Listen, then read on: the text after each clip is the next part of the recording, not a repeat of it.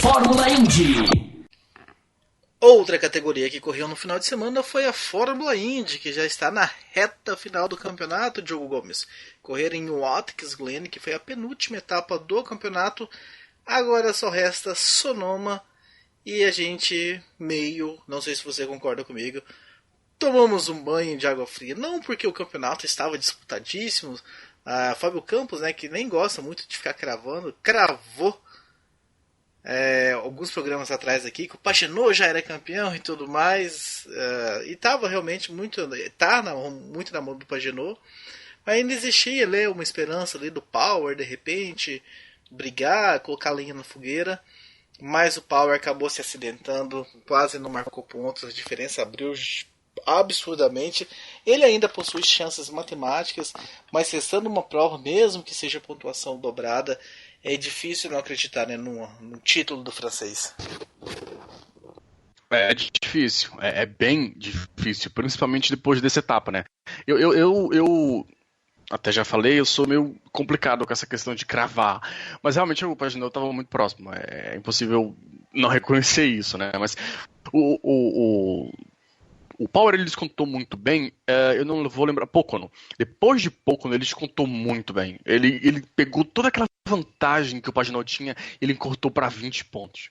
Ali eu falei, cara, quem cravou o campeonato tá lascado, porque isso aqui vai ficar bom, isso aqui vai animar, o Power vai chegar mais ainda, a gente vai chegar em Sonoma doido.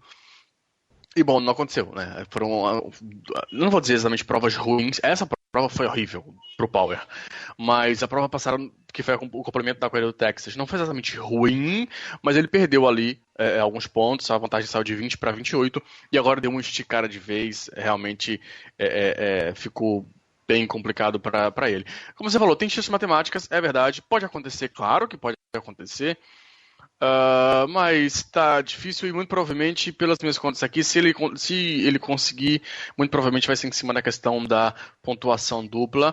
É uma regra do campeonato, não vou dizer que ele não pode usar disso, mas não sei, é como se pra mim perdesse um pouco de brilho. Não por culpa do piloto, por culpa da categoria, da organização por criar isso. Mas essa foi realmente uma prova que complicou ele, e principalmente, aí o que pega pra mim, e o que pega pra mim não só nesse ano, nessa corrida, mas o que pega pra mim na carreira do Power como um todo na Fórmula Indy, é por erros bestas, né? Um erro absolutamente besta, um toque com o Kimball, que pode ter tirado o título. As chances finais dele brigar por um título ali é complicado. Quanto mais se espera do Power em termos de amadurecimento, eu realmente achei que ele tivesse chegado a um ponto, e aí acontecem algumas coisas desse tipo que realmente baixam, digamos assim, a bola dele, pelo menos comigo. Vamos aos e-mails que recebemos então do Leandro JF. Não foi uma corrida horrível, mas foi interessante ver a estratégia das equipes. A galera criticou o Hélio e a Penske, mas eu vi a decisão como acertada, pois no fim ele chegou à frente de todos os seus companheiros de equipe. Dixon fez milagre economizando combustível e venceu bonito, pena que a decisão ficará só entre dois pilotos. Sobre o acidente do Kimball, acho que o piloto diabético enfiou o carro onde não cabia, mas também concordo com a espremida do Power, então acidente de corrida. Ele manda algumas perguntas, mas antes de a gente chegar nas perguntas dele, vamos debater um pouquinho essas questões aqui, né? Você já esbarrou aí, mas a gente pode voltar. Questão do Hélio Castro Neves. Eu fiquei com pode ter sido coisa da minha cabeça, não tem nada a ver com isso, mas eu fiquei com a sensação de que a Penske mandou o Hélio pro sacrifício. Porque a gente sabia que o combustível estava muito no limite, né? Ninguém tinha dado um stint tão longo como eles deram no finalzinho. Eu fiquei com a sensação do tipo, se o Dixon, se bem que o Dixon tá fora de qualquer jeito, né? Eu acho que é mais coisa da minha cabeça. Porque eu acho que a Penske estava de todas as formas querendo que o Dixon não vencesse, mandando o Hélio atacar o Dixon para tentar fazer o Dixon não poupar tanto e não conseguir também terminar sem parar no box. Mas no fim o Dixon venceu e ele tá fora matematicamente da briga também, eu não sei. Não, matematicamente acho que não, hein? Não sei, porque a gente é a próxima prova agora. Eu sempre esqueço, acaba tão antes que eu me perco nas contas. Então, mas na hora da corrida eu fiquei com essa sensação da Penske, como o Hélio realmente estava fora da disputa, né? É, tava entre Power realmente e Pagenot. Eu achei que era muito cômodo para a Penske manter o título. O título está com a gente, ou tá com Power ou com Pagenot, porque a gente acabou de tirar o Dixon. Como fazer isso? Hélio, acelera aí, esquece o modo economizar e tal. Vamos trabalhar essa para a equipe. Pressiona o Dixon para tentar tirar do Dixon a zona de conforto, essa economia dele. Ele vai ter que pisar também para defender se quiser vencer.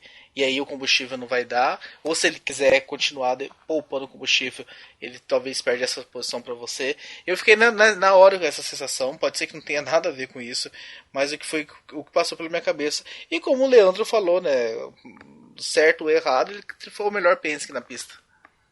Exatamente, certo ou errado, ele foi o melhor na pista. Eu diria até certo, bem certo, né? Não sei se no início ali não encaixava muito bem, pelo menos pra mim não encaixou muito bem, mas depois acabou sendo a estratégia correta, ainda mais quando a gente viu tantos pilotos terminar ali sem combustível, até o próprio Hinchcliffe que perdeu o pódio por causa disso.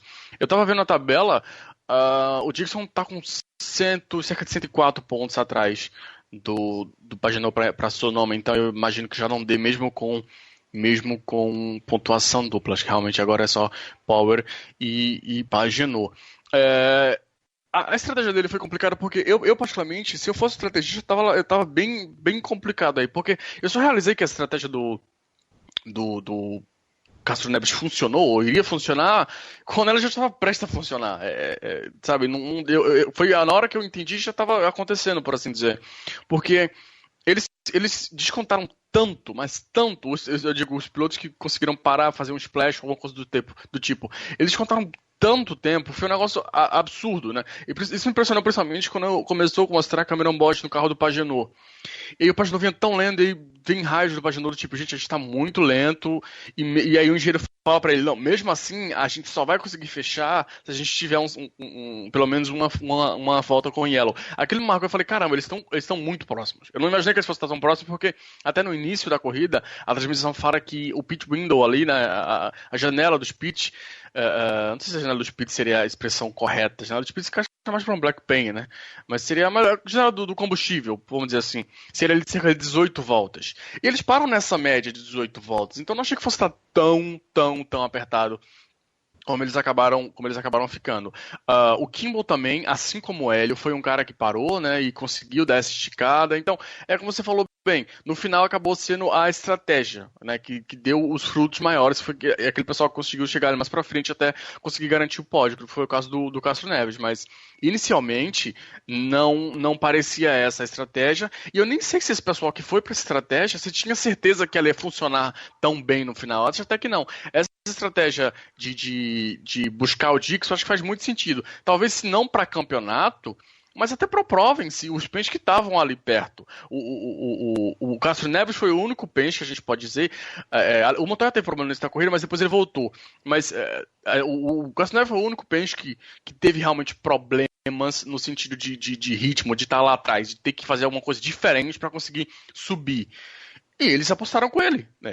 Eu concordo com você que foi uma aposta, talvez se não no sentido de vamos tentar pressionar o Dixon para que ele mude a estratégia dele, alguma coisa do gênero, para complicar ele para o campeonato e assim abrir espaço para os nossos caras. E talvez não porque o Dixon está no campeonato, mas pela vitória da corrida em si, pensando só nessa etapa de Glen. Acho que o óleo sim foi usado como uma espécie de estilingue ou coelho, como queira chamar, para ir lá na frente, puxar, forçar o ritmo e aí depois deixar o resto do pessoal colher em cima disso. E esse acidente do Kimball com o Power, quer falar um pouquinho mais do que o Leandro falou aqui? Ele até conclui, né, acidente de corrida, porque realmente o Power não deixa espaço, o Kimball também enfiou o carro onde não cabia. Eu acho que foi mais ou menos esse o resumo que o JF fala aqui. É por aí. Eu até fiquei mais. Eu até colocaria mais culpa no Power. Porque. Tá, ok. O Kimball até pode ter dado uma forçada. Mas, gente, ele tava na linha de corrida. Ele vinha mais rápido. E a gente viu uma sequência de ultrapassagem nesse sentido, né? Dos pilotos fazerem ali o carrossel bem próximos. O Canaan, inclusive, faz umas 2 ou 3 ultrapassagens iguais, muito bonitas, inclusive. Os pilotos fazem ali. Faz a primeira curva, né? À direita. E aí entra no carrossel, aquela sequência direita-esquerda, direita-esquerda. E na saída do carrossel, antes mesmo de chegar na reta, quem vem atrás, pelo vácuo, já tá em cima do outro piloto. Não tem mais o que esperar chegar para colocar de lado ou de outro. Já tá lá em cima. Então, ele vem, o Power fecha, ele joga o carro pra linha, pro canto, né? Pro canto esquerdo, que era a linha normal. E aí o Power começa a fechar, até que bateu. Sabe, eu ainda acho que foi mais culpa do Power do que exatamente um incidente de corrida. Eu acho que ele escolheu a posição dele, que não foi a posição a posição normal de colocar o carro. Ele colocou o carro no meio da pista, exatamente para dar a escolha para o Kimball. O Kimball escolheu o lado esquerdo, né, que no caso seria a parte de fora, e aí depois ele começa a voltar para essa parte de fora, acho que imaginando que o Kimball não tinha conseguido velocidade suficiente para alcançar ali os pneus dele, para colocar ali meio, entre aspas, de lado a lado. Foi o que aconteceu. Eu já até citei, mas repito, para mim um erro bobo do Power, assim, muito bobo.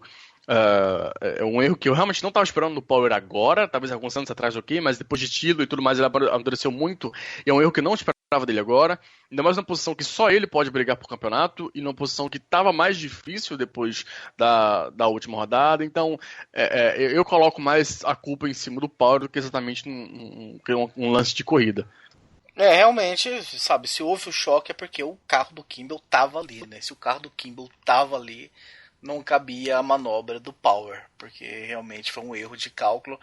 E aí a gente fica naquela questão, né? Até que ponto foi realmente só um erro de cálculo, até que ponto foi uma certa maldade acreditando que o rival tiraria o pé ou algo do tipo, e não foi o que aconteceu. Esperando que o rival aliviasse, talvez, né? Por ser já fim de campeonato, ser um postulante ao título. As intenções do Power não dá pra gente julgar, mas realmente, se houve o toque é porque o carro do Kimball estava do lado. E se estava do lado, não cabia mais essa manobra do Power. Aí as perguntas que ele manda, que o Leandro JF manda, né? A primeira eu vou mandar pra você. Montoya ainda corre? Corre, claro que corre. Tá num ano horrível, mas corre sim. Ele mesmo falou que tava. Ele reconheceu, tô num ano complicado. Bom, não precisava ele reconhecer, todo mundo tá vendo, mas corre sim. Eu entendi seu sarcasmo aí, mas essa prova, inclusive, eu não acho que foi uma prova tão ruim assim dele, não. Em ritmo, talvez tenha sido, porque ele tava lá pra trás, né? Mas aí eles conseguiram encaixar ali, principalmente no primeiro safety car, ele conseguiu dar um pulo interessante mais pra frente. Ele para um pouco antes para o Dixon, e logo depois do Dixon parava, vinha o safety car. E aí, Pagenaud, Power, aquele pessoal que vinha ali dentro do top 5, mais ou menos, ele se complica por não ter parado. E quem vinha lá de trás, inclusive o Montoya, ele dá um estilingado e pula lá pra frente. E ele se mantém na frente até em boas condições. Pro final da corrida ele até se bananou, não sei o que aconteceu, se tocou em alguém. Sei que ele roda, né? E até todo mundo ficou na esperança que viria uma bandeira amarela para salvar todo mundo ali da economia de combustível. Não aconteceu. Enfim, é uma temporada absolutamente horrível no Montoya, principalmente ano passado que ele teve o título quase que nas mãos, a gente pode dizer, talvez até em uma mão, e aí na última hora de que eu falei roubou o título dele. Então eu pelo menos esperava de novo pelo menos uma briga pelo título, ou pelo menos vitórias constantes e tudo mais. Até porque ele começou, me corrija por gentileza, mas eu acho que ele começou o ano vencendo. Então, tinha tudo para ser mais um ano lá em cima e do nada ele se perdeu de maneira que acho que talvez nem ele entenda, mas corre sim, deixa um pouco de maldade. Todo mundo passa por essa fase. O Power teve essa fase horrível de só conseguir restar o ruim, teve uma ou duas temporadas atrás, ele teve também esse ponto, então calma, eu acho que dá para manter a esperança de que na próxima temporada ele vai voltar forte. Sim, ele venceu em St. Pete, a primeira do ano, e realmente depois entrou ladeira abaixo o Diogo Gomes. Outra pergunta, né, que o Leandro JF nos mandou é: tem alguns pilotos que estão ocupando vagas somente? Na minha opinião, são Sato, Andretti, Kimball. Sem ele, poderíamos ter mais vagas para pilotos bons que nem têm oportunidade em outras categorias. O que vocês acham? O Leandro, se a gente for para esse ponto, eu acho que em toda a categoria a gente vai achar alguns pilotos que não deveriam estar ali. O Andretti é questão clara, né? A gente sabe. Eu acho que o Andretti começou muito promissor quando ele começou. Não sei se o Diogo concorda comigo. Lá em 2007, quando ele realmente chegou, teve aquela Indy que ele quase venceu e tal. Havia até, né, um burburinho de que ele iria para a Fórmula 1 e tal. Naquele momento o Andretti ainda me agradava um pouco e realmente entrou numa que sabe, não sei realmente também o que o Andretti faz lá, a não ser representar a família. O Sato esse ano não tá legal, né? Eu nunca fui muito fã de ser declarado, quem já me ouve há muito tempo sabe disso, de pilotos japoneses, eu acho, e não só o Sato, tô falando de pilotos japoneses como um todo, inclui Nakajima, inclui o Kobayashi, qualquer outro piloto, o Matsushita e qualquer outro piloto, sabe? Eu acho realmente um estilo de pilotagem e engraçado, né? Você vai ver a Super Fórmula deles lá, é super legal, super disputada, mas não sei o que acontece com esses caras quando vão correr nos Estados Unidos e Europa. Realmente, sabe, eles levam meio que a sério a questão do kamikaze, sabe, de tentar coisas impossíveis.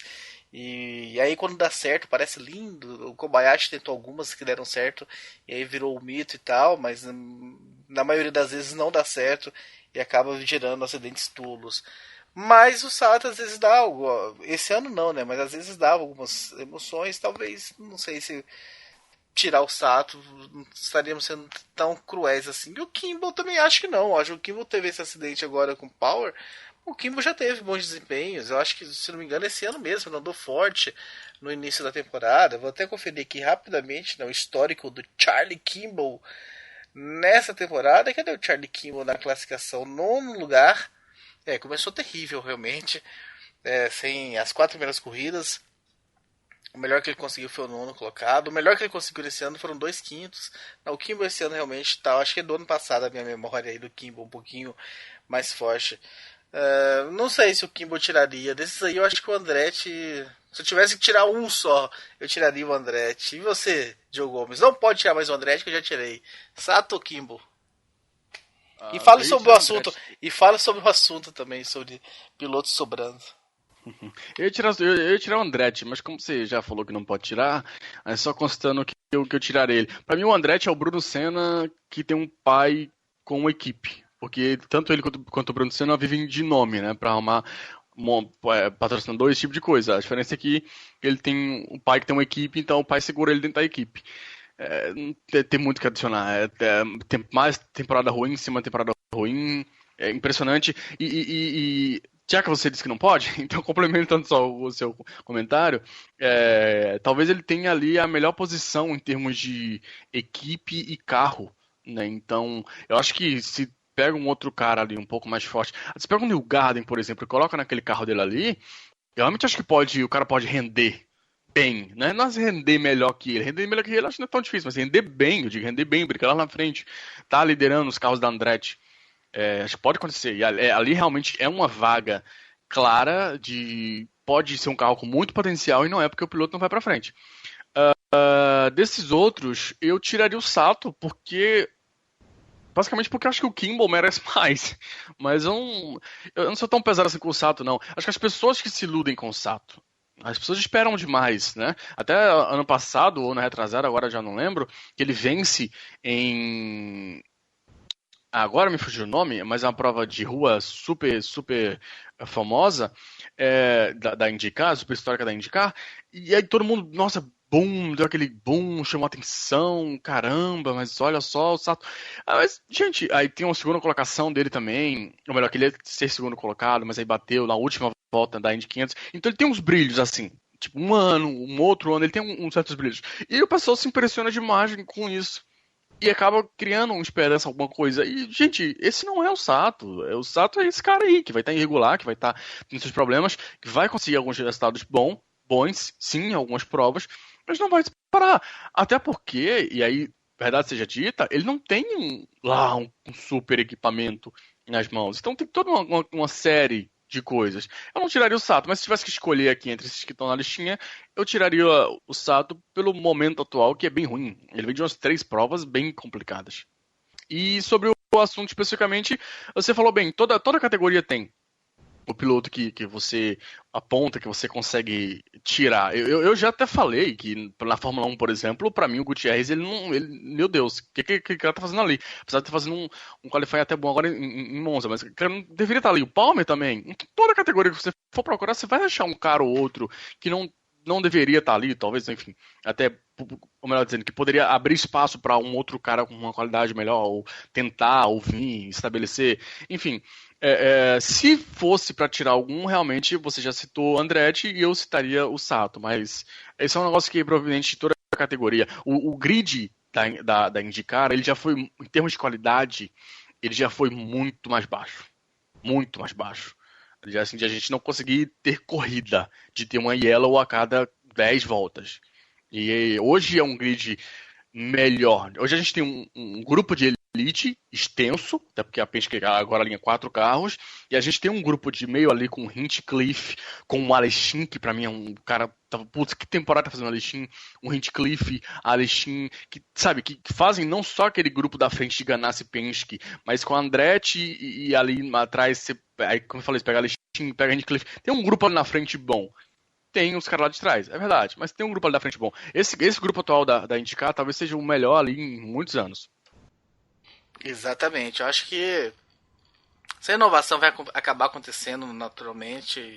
O Andretti eu tenho um pouquinho de dúvida, né? Porque o Andretti é questão familiar ali, mas aos poucos eu acho que.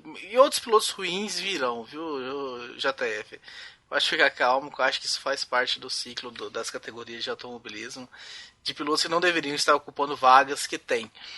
O Josué manda o seguinte, Diogo: a Fórmula Indy está ficando cada vez mais emocionante, imprevisível e que está dando gosto de ver. A volta em Watts Glen faz bem para a Indy, mesmo não sendo o traçado rápido que a NASCAR usou. Creio que o Will Power perdeu seu campeonato com um erro chulo, e mesmo com pontos dobrados fica muito mais difícil tendo que depender de outros resultados. Mais uma vez a Penske falhou na estratégia de Hélio Castroneves e perdeu a corrida para o imparável Dixon, assim como a Ganassi frustrou a corrida de Canaã. Ao meu ver, o pequeno francês ganha este campeonato e que se faça o bolão. Vamos por partes também no e-mail do Fraga, né, do Josué. A questão do Elinho, acho que a gente já discutiu, né, no e-mail do JF, ficou um pouco claro sobre questão de errar a estratégia, até porque o Dixon dominou o fim de semana inteiro, então nada indica também que se ele tivesse o combustível ali, ele terminaria em segundo, né, terminou em terceiro, terminaria em segundo, uma posição. Eu acho que estão crucificando a Penske por muito pouco, Diogo. Ele não liderou, acho que eu tenho certeza que ele não liderou apenas um treino livre, que eu tenho a impressão que foi o segundo. Mas assim, todos os outros treinos livres, qualifying, corrida, ele dominou tudo. Então, é algo muito além de, mas a Penske errou, ou, isso. É algo muito além. O Dixon, ele tava num planeta separado só dele, não tinha como. O Dixon, no início da corrida, ele abre 5 segundos.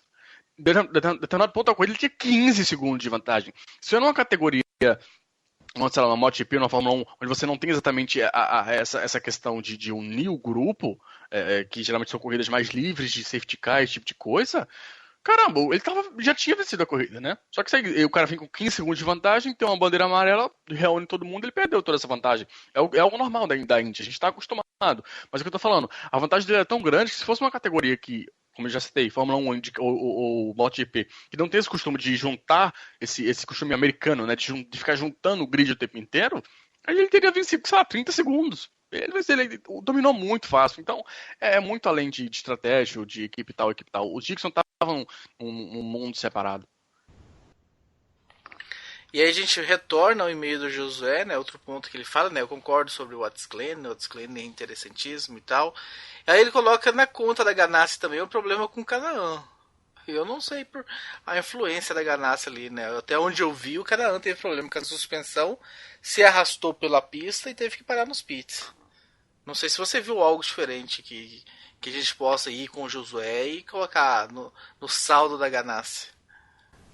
Olha, até onde eu sei foi problema com o carro, né? Com a suspensão traseira direita. Até onde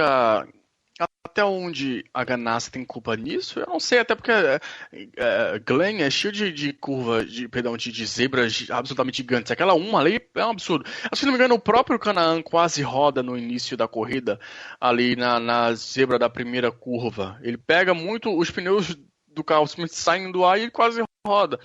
Então, é umas coisas de corrida. Acho que qual a culpa da Ganassi ali?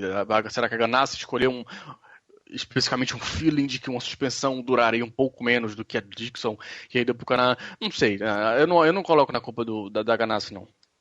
Nem eu acho que completamente aí isenta Ganassi.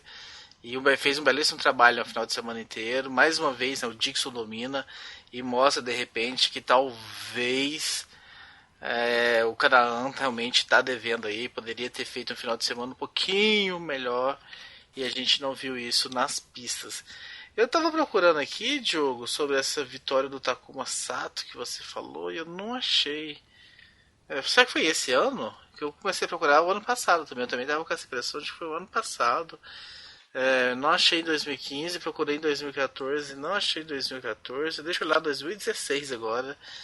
Não, 2016 não tá. Eu vou procurar aqui, pelo visto faz mais tempo do que eu imaginei que fizesse, mas eu lembro que foi uma prova que realmente deu um boom enorme, assim, na carreira dele como um todo, sabe? Porque o Sato é um cara que... Não, eu lembro dele bater várias vezes na porta, dele enfim vencer, não tô lembrando e não achei. Mas enfim, capaz que você acha aí, procurando. Eu vou procurar aqui, é um circuito de ruas super, super reconhecido, e ele Long Beach. Long Beach, ele vence Long Beach, agora o ano eu vou ter que pesquisar direitinho onde é que ele vence. Qual ano que ele vence. Aqui tá constando vitórias em 2013. Tem vitória 2013. dele. Olha só. Mas essa vitória me marcou bastante, porque eu lembro que o Sato, das duas provas, ou uma prova anterior a isso, ele estava com esse histórico que ele tem hoje, assim, de não terminar nem sequer terminar as corridas. E aí ele foi pra lá e ele venceu assim, cara, que foi uma exatamente, a Long Beach, 2013. Foi uma super vitória. Eu falei, caramba, que vitória. Eu fiquei impressionado.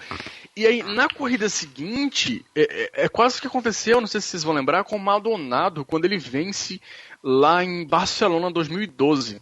Em Mônaco, que foi a corrida seguinte, todo mundo falava, nossa, o Maldonado pode vencer essa corrida, gente. Mas aí todo mundo começa a achar elogio, sabe? Olha, mas, poxa, caramba, olha como é que sai rápido a curva. E o cara vira um foguete do nada. E aconteceu isso lá atrás com o Sato, e todo mundo deu um boom danado, aí ele caiu, aí depois ele tem uma super apresentação em Indy, aí todo mundo boom de novo, aí depois caiu de novo. Essa é a carreira do Sato na Fórmula Indy, não tem muito pra onde correr. É mais ou menos por aí.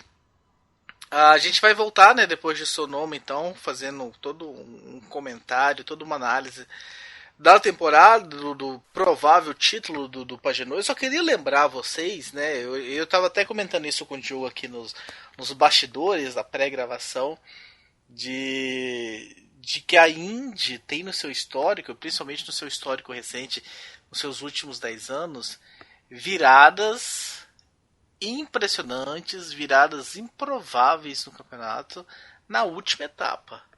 Não foi um, não foram dois, foram mais do que isso, vezes em que o líder do campeonato chega na última corrida com uma certa folga e perde o campeonato. Eu me lembro do Franchitti pelo menos umas 2 vezes, se não me engano, e o Power também pelo menos umas 2 vezes chegarem na última etapa com favoritismo, podendo fazer conta, posso chegar em tal lugar, se tal piloto chegar em tal lugar, e no fim perderem. Eu lembro como do Franchitti que era no oval, não lembro que oval e que foi isso, não sei se foi 2009, 2010, e que ele precisava de um resultado até meio tranquilo, e que o Dixon vai lá no finalzinho, vence a corrida e fica com o título, e o Franchitti não leva. Foi antes do Franchitti para NASCAR.